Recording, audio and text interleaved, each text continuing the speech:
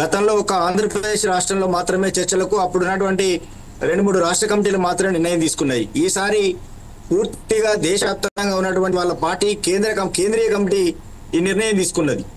ఈ 2 అంశాల నేపథ్యంతో చూసినప్పుడు మనము వాస్తవంగా శాంతి ఏర్పడాలంటే చర్చలు జరగాలి. ఇందాక మిత్రులు చాలా మంది చెప్పినట్టుగా సార్ కూడా హర్గోపాల్ సార్ చెప్పినట్టుగా ఇవాళ వాళ్ళు ఏదో వాళ్ళ వ్యక్తిగతంగా వాళ్ళ ప్రాణాలు పోతాయి అనేటువంటి కోణం నుంచి కాకుండా ఈ దాడి ఏదైతే వరుసగా కొనసాగుతున్నటువంటి దాడి మూలంగా ఆదివాసీ ప్రాంతాలు అతలాకుతలమవుతున్నటువంటి పరిస్థితి ఉన్నది.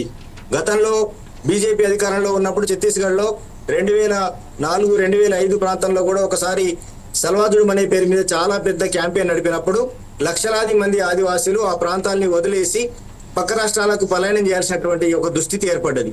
ఇవాళ అంతకంటే బీభత్సంగా కూడా ఏంటంటే గ్రామాల నుంచి ఎవరిని బయటికి కదలనివ్వకుండా ఇవాళ పెద్ద ఎత్తున పోలీసు బలగాలు దాడి చేస్తుండడం మూలంగా ప్రజాజీవనం ఆదివాసీ ప్రజాజీవనం అస్తమిస్తం అవుతున్నటువంటి స్థితి, కకావికరమవుతున్నటువంటి స్థితిని మనం సభ్య సమాజంగా పౌర సమాజంలో అటువంటి మేధావులైనా ప్రజాస్వామికవాదులైనా ప్రజలైనా ఆందోళన చెందినటువంటి పరిస్థితులు ఇవాళ మనకు కనబడుతున్నాయి.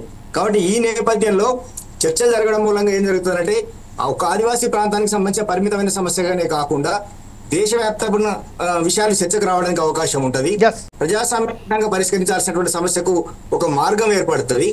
ఎందుకంటే గతం కంటే భిన్నంగా ఇందాక చెప్పినట్టుగా వాళ్ళ పార్టీ కేంద్ర కమిటీ మొత్తం దేశవ్యాప్త చర్చకు నిర్ణయం తీసుకున్నది కాబట్టి అట్లాగే వాళ్ళు షరతులు లేకుండా చర్చలకు వస్తామంటున్నారు. కాబట్టి అవతలలో మేము తుపాకులు కాల్చడం బంద్ చేస్తాము, మేము చర్చలకు రావడానికి సిద్ధంగా ఉన్నామని ప్రకటిస్తే, లేదు నువ్వు తుపాకులు కాల్చడం బంద్ చేసినా నువ్వు చర్చలకు వచ్చినా నేను చంపేస్తా అని చెప్పడం అనేది ఏ ప్రజాస్వామిక సూత్రం అవుతుందండి ఇది.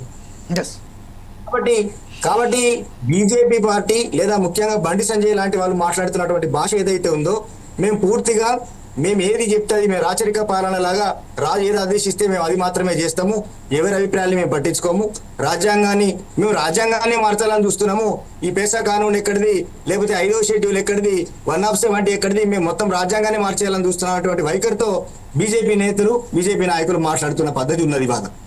కాబట్టి ఇవాళ వాళ్ళు ఒక మావోయిస్టుల సమస్య మీదనే కాదు, వాస్తవంగా చెప్పాలంటే బీజేపీ పార్టీ ఇవాళ దేశవ్యాప్తంగా కూడా అన్ని ప్రజాస్వామిక వ్యవస్థలని పూర్తిగా ఆక్రమించుకొని తన కంట్రోల్లో పెట్టుకొని దేశం మీదనే ఒక ఆక్రమణ దాడి చేస్తున్నటువంటి పరిస్థితులు ఈ దేశవ్యాప్తంగా ఉన్నాయి.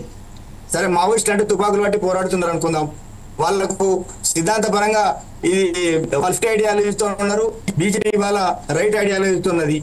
ఇది ఒక సమస్య అనుకుంటే మరి ప్రజాస్వామ్యయుతంగా ఎన్నుకోబడేటువంటి ప్రభుత్వాలను కూడా ఇవాళ మహారాష్ట్రలో అయితేంది, మిగతా రాష్ట్రాల్లో అయితేంది ఇవాళ కూల్చేస్తున్న పరిస్థితి బీజేపీ ఎందుకు చేస్తున్నది అంటే దీన్ని బట్టి వాళ్ళు అర్థమవుతున్నది అంటే వాళ్ళు రాజ్యాధికారం అనే దాన్ని సాధించాలి, ఈ దేశంలో అటువంటి వనరులన్నింటినీ కూడా సాధ్యమైనంత వేగంగా అంటే పేదోళ్ళని కొట్టు పెట్టుబడిదారునికి పెట్టు అనే వైఖరిలో పూర్తిగా దేశవ్యాప్తంగా వనరులన్నింటినీ పెట్టుబడిదారులకు అప్పచెప్పాలి. కాబట్టి ఆ సమయం తక్కువ ఉంది వాళ్ళ చేతిలో, ఎందుకంటే 2 సార్లు అధికారంలోకి వచ్చారు, 3వసారి కొంత కష్టం మీదనే అధికారంలోకి వచ్చారు. కాబట్టి ఇక 4వసారికి మళ్ళీ అధికారంలోకి వచ్చే అవకాశం ఉంటుందో లేదో, కాబట్టి ఈ తక్కువ సమయంలో వీలైనంత వేగంగా వాళ్ళ ఎజెండాను పూర్తి చేసుకోవాలి, పెట్టుబడిదారులకు ఈ మొత్తం దేశంలో అటువంటి వనరులను అప్పచెప్పేటువంటి ఎజెండాను పూర్తి చేయాలి. కాబట్టి దానికోసం వాళ్ళు వేగిరపడుతున్నట్టుగా